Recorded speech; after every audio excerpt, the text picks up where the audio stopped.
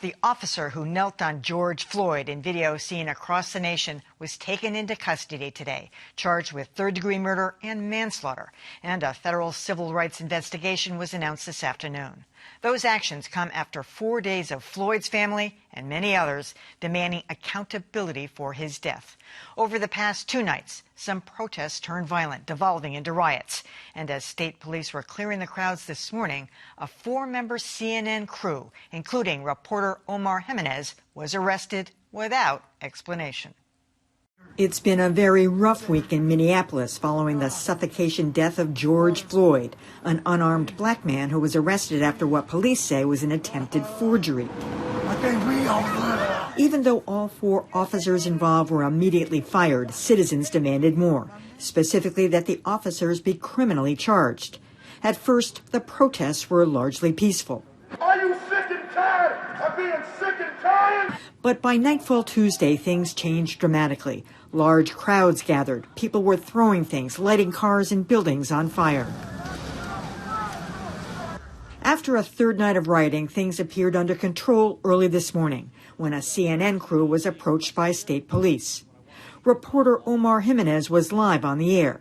After showing credentials, Jimenez asked police where they should go. We can move back to where you'd like. We can move back to where you'd like here. We are live on the air at the moment. Moments later, Jimenez was arrested. Why am I under arrest, sir? Officer, you're with CNN and he's on the air right now. Okay.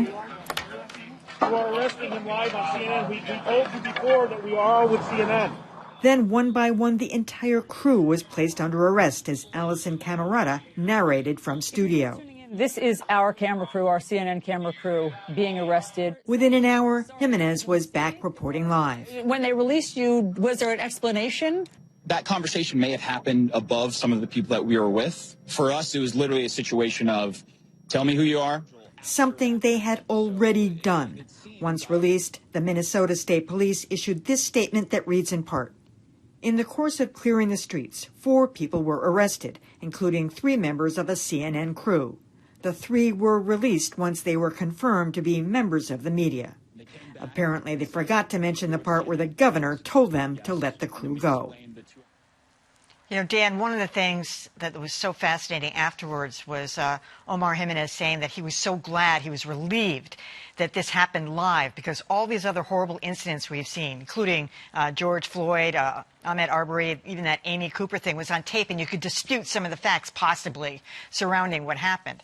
But that and the fact that he was a man of color, do you think that had anything to do with his arrest as well? You know, certainly when you look out there on social media, that's part of the discussion because there was another reporter about a block away, not far away, reporting as well, not live, but was reporting, had come upon some law enforcement officials. And, there was a little bit of pushback. He explained who he was, identified, and they said, OK, you're OK. That was a white reporter. So clearly race is going to be part of this discussion. Look, in these kinds of situations, it's always very tense. There's usually some interaction, negative interaction with law enforcement, especially if you're not a local reporter and you just sort of parachute in. But typically when you identify yourself, when you show your ID, when they see the live apparatus, whatever it may be, they will back down and say, OK, you need to move over here. And you go wherever they tell you to go so you can still cover the story.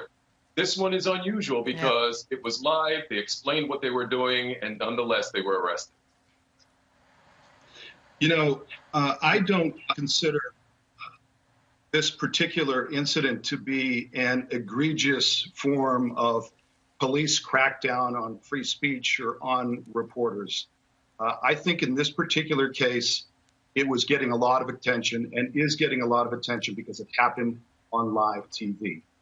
I think there is still some question as to whether or not that crew was in a place that police didn't want them to be before the report, and they didn't move.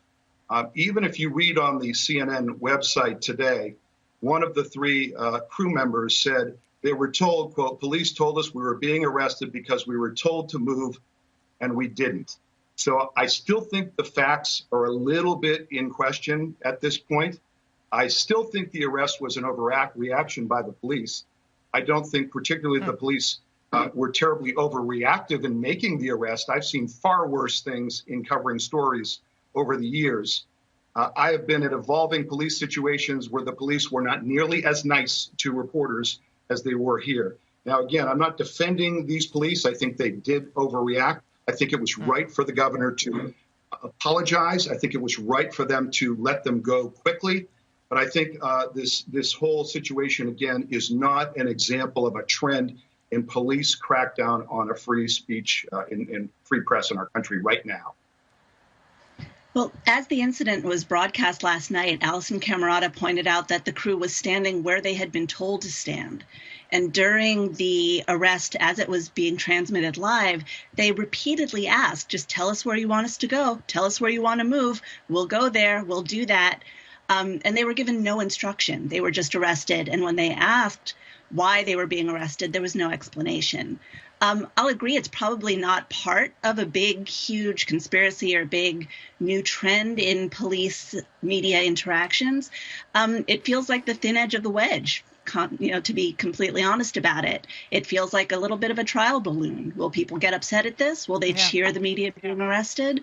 I think what we've seen instead is outrage. The bottom line is, though, no matter how polite they were to the crew, no matter how gentle they were with the crew, they still stopped the reporting from happening, which means the public's eyes and ears in that place were stopped.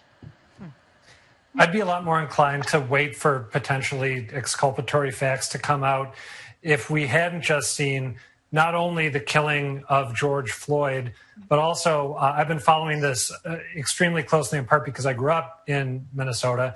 I saw a video tweeted yesterday by a Star Tribune columnist of police driving through and just pepper spraying people for no discernible reason.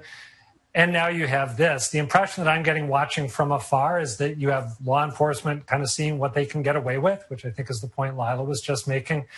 I have been going back and reassessing whole big swaths of my childhood and young adulthood as this has been playing out. One thing that I am reminded of, which I didn't think a lot about when I was growing up, is how incredibly segregated the Twin Cities are. I have always been a big Twin Cities advocate, especially to people out here on the East Coast who might tend to turn up their noses at Minneapolis and St. Paul. And I think they're wonderful places. But when I think about who I knew growing up, very, very monochromatic.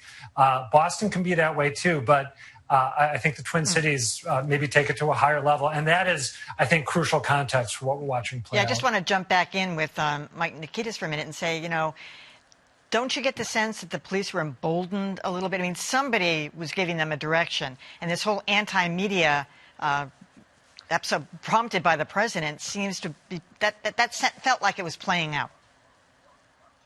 It could have set the tone, and it probably did.